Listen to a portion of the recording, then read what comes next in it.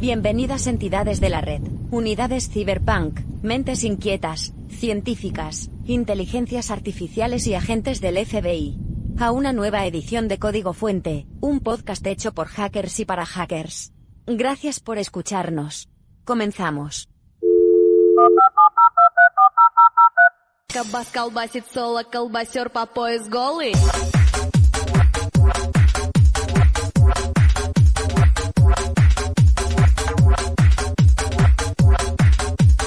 Колбасер по пояс голый. Бочка бас колбасит соло. Бочка бас колбасит соло. Бочка бас колбасит соло. Бочка бас колбасит соло, колбасер по пояс голый. Бочка бас колбасит соло. Бочка бас колбасит соло. Бочка бас колбасит соло, колбасер по пояс голый. Бочка бас колбасит соло. Бочка бас колбасит соло. Бочка бас колбасит соло, колбасер по пояс голый. Бочка бас. Бочка бас. Бочка бас. Бочка колбасер, колбасер, бочка пас, колбасер, бочка пас, колбасер, бочка пас, колбасер, голый, голый, колбасер, бочка пас, колбасер, бочка пас, колбасер, бочка пас, колбасер, голый, голый, колбасер, бочка пас, бочка пас, бочка пас, пас, пас, бочка пас, бочка пас, бочка пас, пас, пас, пас, пас, бочка пас, пас, бочка пас, пас, бочка пас, пас, бочка пас, пас, пас, пас, пас, пас, пас, пас, пас, пас, пас, голый, голый, колбасер, бочка пас, колбасер, бочка пас, колбасер, бочка пас, колбасер, голый, голый, колбасер, бочка пас, колбасер, бочка пас, колбасер, бочка пас, колбасер, голый, голый, колбасер, бочка пас, колбасер, бочка пас, колбасер, бочка пас, колбасер, голый, голый, колбасер, бочка пас, колбасер, бочка пас, колбасер, бочка пас, колбасер, голый, голый, колбасер, бочка пас, колбасер, бочка пас, колбасер, бочка пас, колбасер, голый, голый, колбасер, бочка пас, колбасер, бочка пас, колбасер, бочка пас, колбасер, голый, голый, колбасер, голый. А мне мама говорила, колбасеры это сила. Hoy hablamos con Boris Geobot. Identifícate. Soy Boris Geobot, ingeniero informático y uno de los fundadores de la antigua Ruskinet. Usuario. Geobot. Contraseña. Tovaris. En la filtración de Stratford, realizada por Anonymous, XSR apareció mencionado en los cables publicados por Wikileaks y el FBI elaboró, ese mismo año, una lista de hackers internacionales en la que yo mismo aparecía, seguramente por ser el creador de la herramienta, pero también, tal vez, porque en algún momento me encontré con Boris. Cracker, Black Hat, mercenario, muchos son los adjetivos que se utilizan para definir a gente como él. Eso sí, lejos de conocer realmente su vida, sus necesidades, su filosofía, y seguramente porque solo se valora lo poco que sabemos de algunos de sus negocios y porque nunca sale hablando en público. Hoy tenemos el privilegio de escucharle. Davro Patsalavat, Boris. ¿Cómo explicarías qué significa la palabra libertad a un alienígena? La libertad es hacer todo lo que puedas, sin que los servicios secretos y la policía de tu país o de otros países vengan a por ti. ¿Qué le dirías a alguien que está empezando a comprender la realidad digital que le rodea? Que decida rápidamente en qué lado de la partida se encuentra, y cómo va a ganarse la vida, y que comience a hacer dinero cuanto antes. Háblanos de algún proyecto que te resulte especialmente interesante.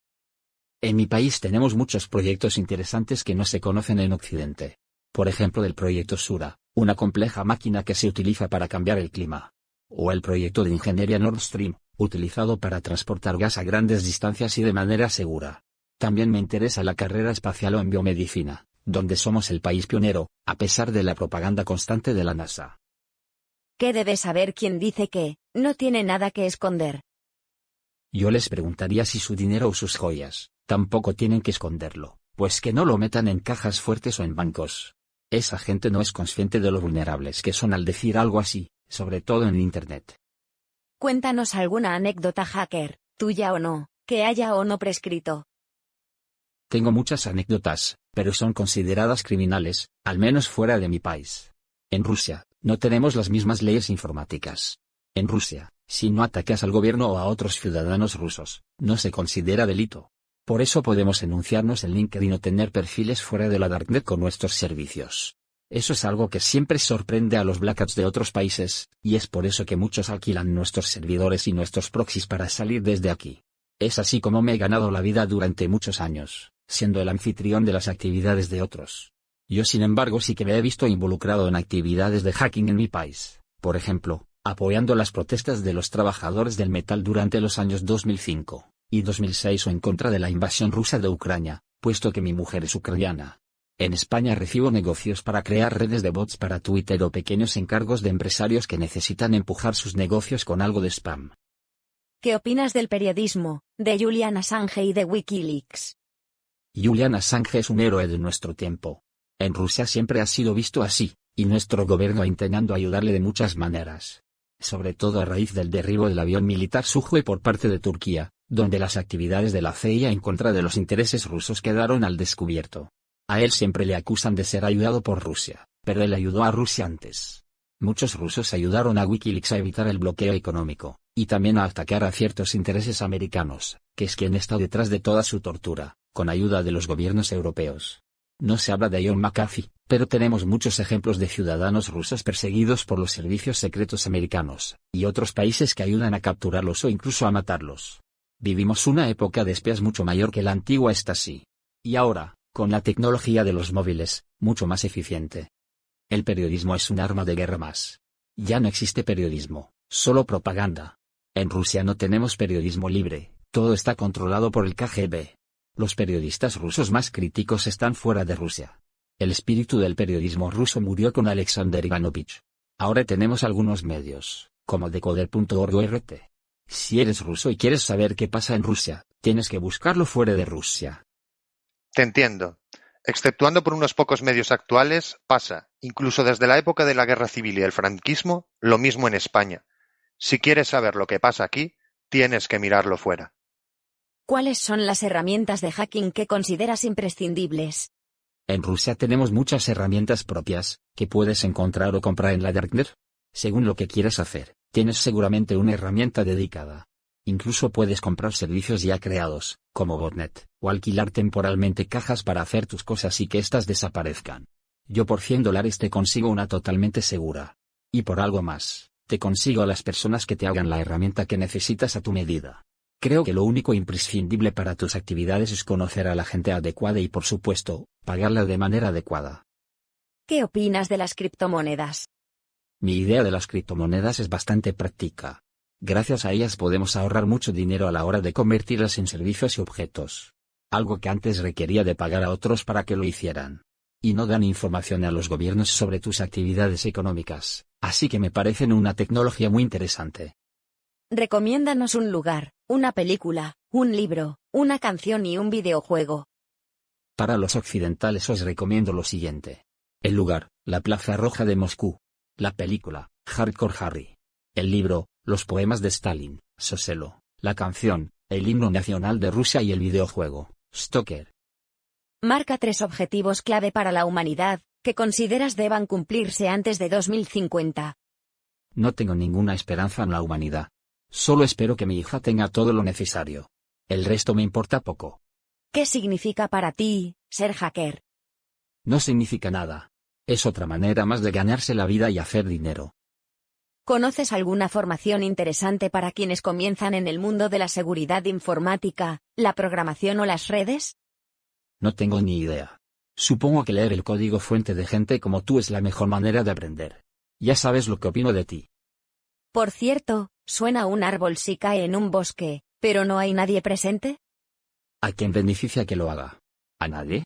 Entonces da lo mismo que suene o no. ¿A quién te gustaría que le hiciéramos estas mismas preguntas? No puedo darte nombres de nadie. Lo siento. Termina la frase, Internet es una herramienta, ¿para? Ganar dinero y poder. ¿Qué le dirías a tus enemigos? Que todos somos personas, tenemos miedos y algo que proteger. Cuéntanos cuál es tu filosofía de vida, o algunas experiencias propias, que consideras importante compartir con la comunidad. Mi filosofía de vida es hacer todo lo posible para que mi familia no pase necesidades. El resto me importa poco. ¿Cómo y dónde podemos encontrarte? No puedes encontrarme. Pero yo sí puedo encontrarte a ti. Así funciona. El final es tuyo. Dinos una cita que te gustaría recordar, unas palabras que quieras compartir o simplemente, despídete de quienes nos escuchan. Rodéate de gente de confianza y págales bien. No sabes hasta qué punto serán necesarios. El monólogo de hoy, dice así. Los primeros lenguajes de programación preceden a la computadora moderna. En un inicio los lenguajes eran códigos. La máquina del telar de Jacquard, creada en 1801, utilizaba los orificios en tarjetas perforadas para representar los movimientos de un brazo de la máquina de tejer, con el objetivo de generar patrones decorativos automáticamente. Durante un periodo de 9 meses entre 1842 y 1843, Ada Lovelace tradujo las memorias del matemático italiano Luigi Menabrea acerca de la nueva máquina propuesta por Charles Babbage, la máquina analítica. Con estos escritos, ella añadió unas notas en las cuales especificaba en detalle un método para calcular los números de Bernoulli con esta máquina. Hermann Ollerich se percató de que podía codificar la información en tarjetas perforadas cuando observó a los conductores de trenes que identificaban a los pasajeros según el orificio que hacían en su respectivo ticket. En 1890 Ollerich codificó los datos del censo en tarjetas perforadas. Así, los primeros códigos de computadora estaban especializados según sus aplicaciones. Después vendrían los lenguajes de programación como los conocemos hoy en día. Por orden cronológico, 1951, Regional Assembly Language. 1952, Autocoder. 1954, IPL, precursor de Lisp. 1955, Flowmatic, precursor de COBOL. 1957, Fortran, primer compilador. Y Contran, precursor de COBOL. 1958, Lisp. 1959, FAC. RPG. Y COBOL. 1962, APL, Simula. Y Snowball. 1963, CPL, precursor de C. 1964, BASIC. IPL/I. 1967, BCPL, precursor de C. 1968, Logo. 1969, B, precursor de C. 1970, Pascal. Y Forth. 1972, Smalltalk. Prolog. Y C. 1973, ML. 1975, Esquema. 1978, SQL. Y Modula 2. 1980, C++, o C con clases. 1983, Ada. 1984, Common Lisp. Y MATLAB. 1985, Eiffel.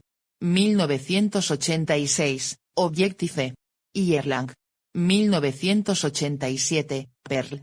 1988, TCL. Y Matemática. 1989, FL, Bacchus. 1990, Haskell. 1991, Python, Visual Basic y HTML. 1993, Ruby. Y Lua. 1994, CLOS, parte del ANSI Common Lisp. 1995, Java, Delphi, JavaScript. Y PHP. 1996, WebDNA. 1997, Revol. 1999, D. 2000, ActionScript. 2001, C#i.net. 2002, F. 2003, Groovy, Scala y Factor. 2005, Scratch. 2007, Clojure. 2009, Go. 2011, Dart. 2014, Swift. Y así la abstracción sigue su curso. Yes, I am a criminal. My crime is that of curiosity. I am a hacker and this is my manifesto. Huh? Right? Manifesto? You may stop me, but you can't stop us all. La verdad está ahí fuera, esperándote. No lo olvides. Código fuente. Hasta la próxima.